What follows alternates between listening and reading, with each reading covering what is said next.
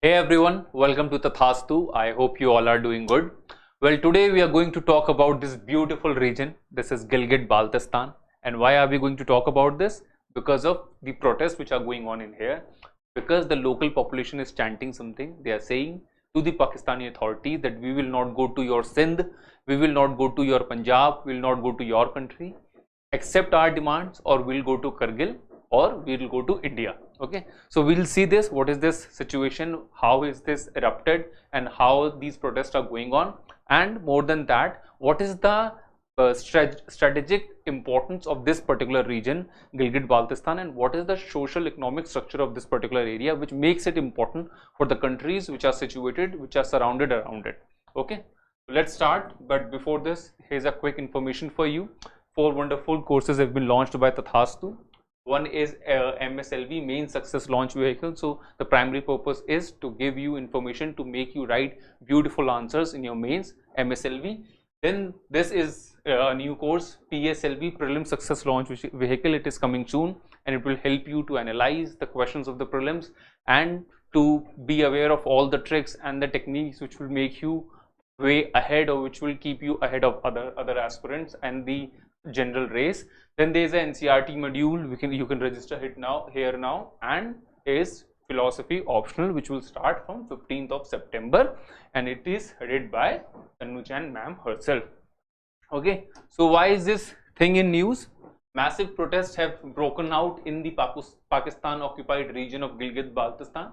Gilgit-Baltistan, which is part of Ladakh, which is part of India. At least this is our line, and it has been occupied by Pakistan back in 1947. We'll see how this thing happened and what are the historical background to it. But abhi news dekh lete hain. So what is the news? This has happened, and the people are chanting "Chalo Kargil Chalo" and threatening to merge with India. And why has this happened? Because the demonstrations against the Pakistani authorities come after the arrest of a Shia cleric on the blasphemy charges. So blasphemy charges means this particular man, this particular Shia cleric, he said something, and the authorities in Pakistan and Islamabad, they said that this has been said against Prophet Muhammad, and they put these blasphemy charges on that particular person, and he has been booked. Okay, so this is the thing. Now the people who this particular man has been followed by hundreds of people, and people are on the streets, and they are demanding respectable withdrawal of that person from the jail, and they want this particular person to be respected, and they want it to be out of the jail. Okay, so today we are going to talk about this Gilgit-Baltistan thing. This was the news. Maybe it is not that big of an event. It is not that big of an issue. There is a particular person who is in jail, and if he is freed, if he is released, maybe this whole protest and this particular thing may fizzle out. But we'll talk about Gilgit-Baltistan. Why is this region is very much important? So let me tell you about the geography of this particular region. This is Gilgit-Baltistan. Here is Pak-occupied Kashmir. Here it is, POK, Pak-occupied Kashmir. This is our Jammu and Kashmir. This is our UT, Ladakh. Both of them are UT right now. Okay, it has been said, and the court case is going on that this particular region, Jammu and Kashmir, should get the statehood.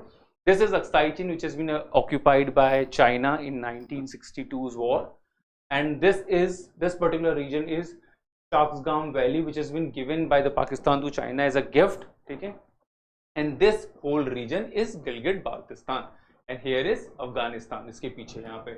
So here is Afghanistan, then here is Pakistan. This is Gilgit-Baltistan. This is that particular Chinese land, Shaksgam Valley. This is Aksai-Chin. Here is Jammu and Kashmir and Ladakh. Okay. I hope the map is clear, and I hope this particular region is clear now that it is being surrounded by 4 different countries. Okay, and one of them is China, another one is Afghanistan, and India, Pakistan though hai hi. Okay, let's have a look at some important facts, some key facts about this area. So this particular region is 72,971 square kilometers of area. Okay, so this was the region which has been illegally occupied by Pakistan in 1947. About 2 million people are living here. It means more than 20 lakh people are living here. Out of that, 14% are Shia urbans. Okay, so there is a big thing between Shias and Sunnis in Pakistan. Sunnis are a dominant force, and they want to establish themselves politically, socially in a better way. and the literacy rate here is apparently good, 72%, and the revenue earners here are tourism, trekking and mountaineering. Okay, so these are the things, these are some important facts, and geographically why is this region strategically important. Now let's talk about Gilgit-Baltistan. What is this? So it is one of the disputed territories of India. Okay, India ki disputed territory, it is one of the disputed territories. It is a chunk of high altitude territory located on the northwestern corner of the Union Territory of Ladakh. So here is Ladakh, this is Ladakh, this is the northern region, and this is the northwestern region. Okay, so it is located at the northwestern part of Ladakh. Okay, and earlier it was considered the part of, now also India considers it as a part of Ladakh only, okay, which has been occupied by Pakistan. Now it is located strategically as it borders Pakistan, Afghanistan and China. Okay, or India to aas-paas hai hi. So these are the three countries which are bordered by this particular area. So initially what happened in the Indo-Pak conflict of October 1947, Pak authorities, Pak establishment occupied over roughly 78,000 square kilometers of the territory in Jammu and Kashmir, which is now designated as Gilgit-Baltistan for administrative purposes, for judicial and for day-to-day working and for day-to-day administrative purposes. This is now called Gilgit-Baltistan. In November 2020, 3 years ago, a significant thing happened because Pakistan paved the way for fuller political rights of roughly 1.2 million residents of the region, which will become the 5th state of Pakistan after Sindh, Punjab, Balochistan and Khyber Pakhtunkhwa. Okay, so there are 4 regions in which this whole of Pakistan is divided: Sindh, Pakistan, Khyber Pakhtunkhwa and Balochistan, and after this will become the 5th region, although it has been said after so many years. For 70 years this particular Gilgit-Baltistan region was under it was not fully functional as a state, and for last 70 years there have been demands that this particular region should also be given the statehood. Now it has been accepted on the year of 2020, but since last 3 years it's still a promise, and this particular statehood has not been given. Had it been given, it would have become the 5th state. Okay, so here it is written 1.5 million, but the population is around 2 million. Okay, so that was a error sort of. So historical background, let's categorize all these things. Let's go into the history and how are the geographies and the impact of China and everything shaped the economy and the social political structure of this Gilgit-Baltistan region. So geographic riches, this area is geographically very rich. How? Gilgit-Baltistan is one of the most mountainous regions globally and boasts abundant resources. What kind of resources? Gold, okay, emerald and strategically vital minerals. That is why strategically vital minerals, that is why this particular China is very much interested in this region. Okay, they want to invest in this region, they want these kind of minerals, these kind of golds from this particular region. It is renowned for its breathtaking natural beauty, diverse communities and ancient languages. Okay, so this region is somewhere connected to Buddhism, somewhere connected to different languages and the ancient languages and ancient cultures of the past. Okay, second thing is the directionless governance. Despite of all these things, so there is a phase called the resource curse. Things which have abundance of resources, be it Africa, be it the eastern part of India, be it Chhattisgarh, be it Jharkhand, or be it this Gilgit-Baltistan region. So there is a resource curse. Those areas who have abundance of resources, somehow they don't perform that well, somehow they even suffer. Okay, somehow they suffer economically, somehow they suffer politically. So here the reason of this suffering was directionless governance. The political status of Gilgit-Baltistan has been uncertain since its separation from so-called Azad Jammu Kashmir in April 1949. Initially, Pakistan administered the region directly from the central government. Okay, initially it was governed directly by this particular region, but later on it has been given its own thing. You can administer by yourself under few circumstances, under few eyes, but you have to act according to standards of the Pakistan. Now the land transfer to China. In a continuous move, Pakistan ceded 5,180 square kilometers of Gilgit-Baltistan to China on March 2nd, 1963, despite local protests, and this was the region that was a Shasgam Valley.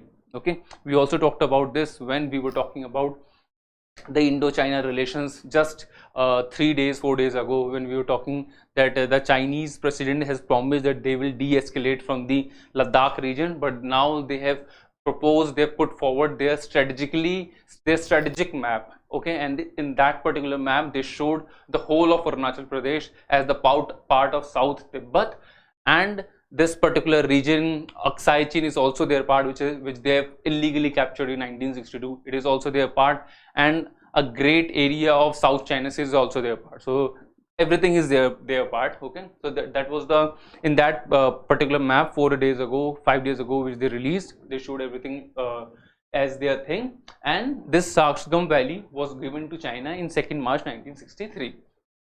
Now the name changes to Fana. Under Prime Minister Zulfikar Ali Bhutto, this region was renamed as Fana, the federally administered northern areas for the administrative purposes also. Okay. Granting of the self-rule in 2009, Pakistan passed the Gilgit-Baltistan Empowerment and Self-Government Order, which provided a degree of self-rule to the region. Okay, see that you are able to administer your few things which are important to you, be it culturally, be it religiously, because this area is religiously and ethically considered quite different from the rest of the Pakistan, because here the majority is of Shia Muslims, and in the rest of Pakistan, or the dominance in the mainland Pakistan is of Sunni Muslims. Okay. Geographic significance. Now this area also has some geographic significances. Okay, so K2 and tourism.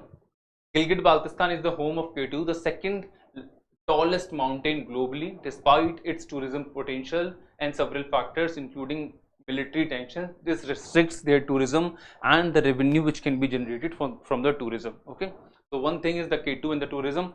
Another thing is, as I've told you, that this particular region is related to Buddhism also. Okay, somewhere it is connected to Buddhist thing also. So ancient Buddhist heritage.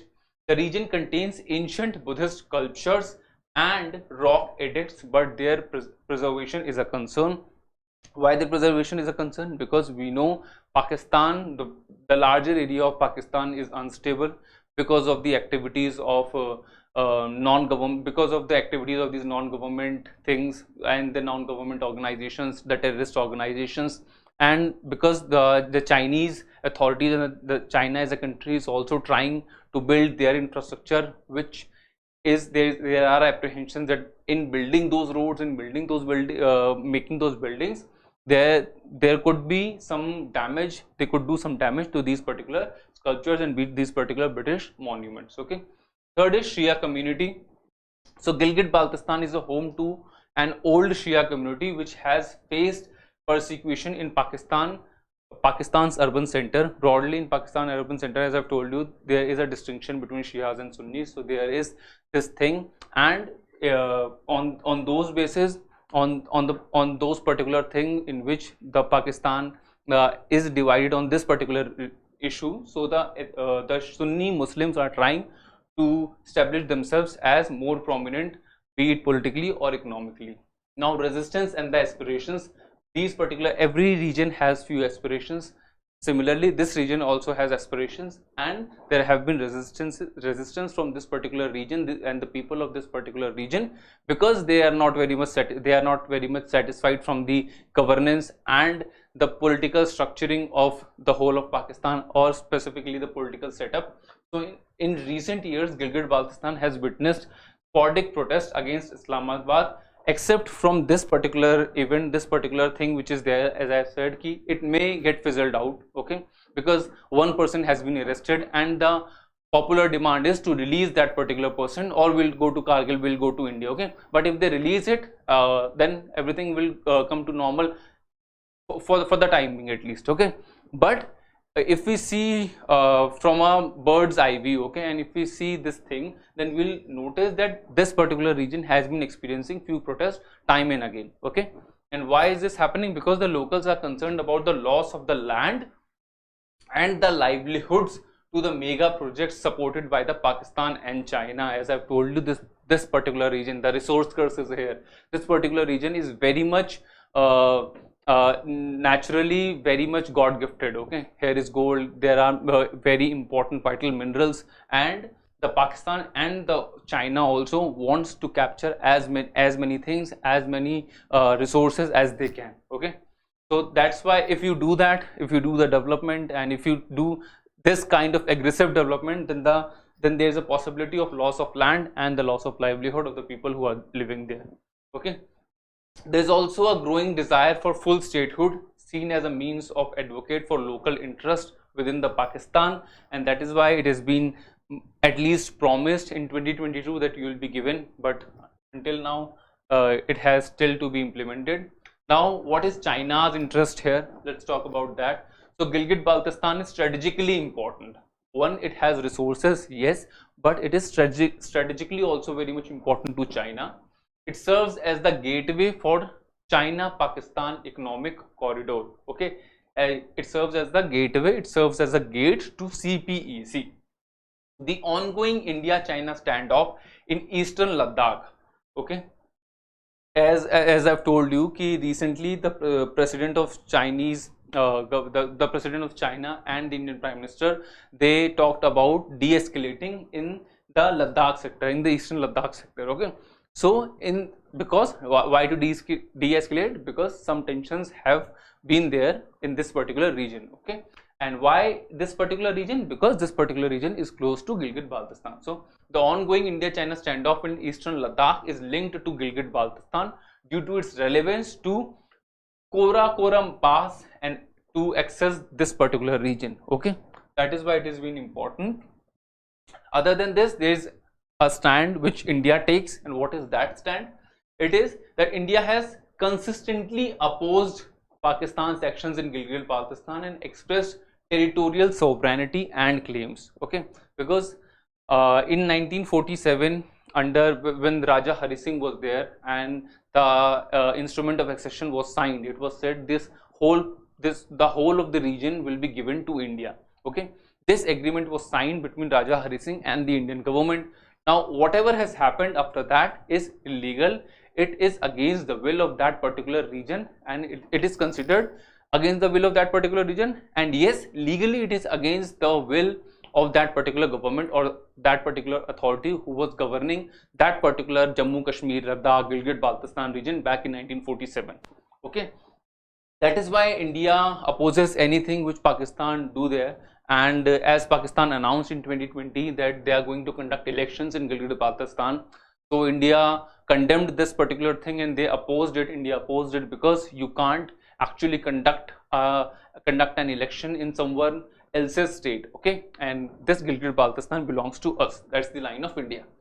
Now, the concerns have been raised about the potential destruction of the priceless Buddhist heritage due to construction of the Daimar Bhasha Dam. Okay, so this was the dam which is getting constructed, and this is the particular region which is very much associated to ancient structures, which is very much associated to Buddhist cultures, which is very much associated to the important heritage.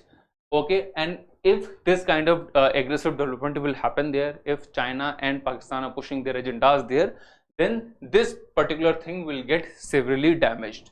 Okay, other than this, India has also protested against the use of Gilgit-Baltistan for CPEC, that is China-Pakistan Economic Corridor. India says don't use our region which you have illegally occupied. Don't use that for your petty economic politics or for your economic purposes. Okay. Now, that is why concludingly it has been said that the occupation of Gilgit-Baltistan by Pakistan has complex historical backdrop with recent developments reflecting the region's strategic importance and aspirations to its peoples. Okay, so there are aspirations because these people are seeing that there is everything. There is gold, there is mineral, there is everything which is required. There is this beauty where everybody wants to live. There is a particular thing in India ki we'll retire in Himachal, we'll open a tea shop, we'll open a particular dhaba there, and we'll live with a sense of sukoon there. Okay, so this is a thing which is there in the northern plains and in other regions of India also. Okay, we also move up north. Similarly, those people who are living there, they must be seeing that we have everything, still we are not able to access it. So there is there are aspirations, and when they see that there are other countries, there are other regions who are trying to exploit it, then they will demand their thing. And this thing, this particular cleric thing which is there, which because of that these protests have erupted, maybe for short term this is the reason, maybe it will get fizzle out, but as we know, as we read history, so for every event there are particular short term events and then there are long term events. So these are the events which push the people to go forward and to do the things, but in the backdrop there are many things which have been happening, and there are many things for which these particular people want to take some action. Okay.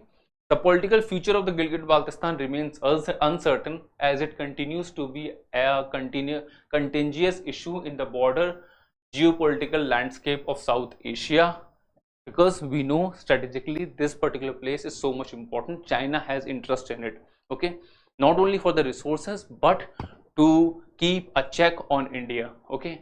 To keep a check on India, India claims that this particular region belongs to us, which is illegally occupied by Pakistan, and then on the northwestern side there is Afghanistan to it, which is being run by the group which is called Taliban, okay.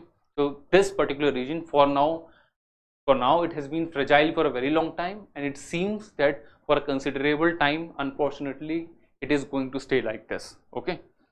Well, we'll keep an eye and we'll keep the things in check as a UPSC aspirant and as a vigilant citizen. Until then, take care, and we'll meet in the next video.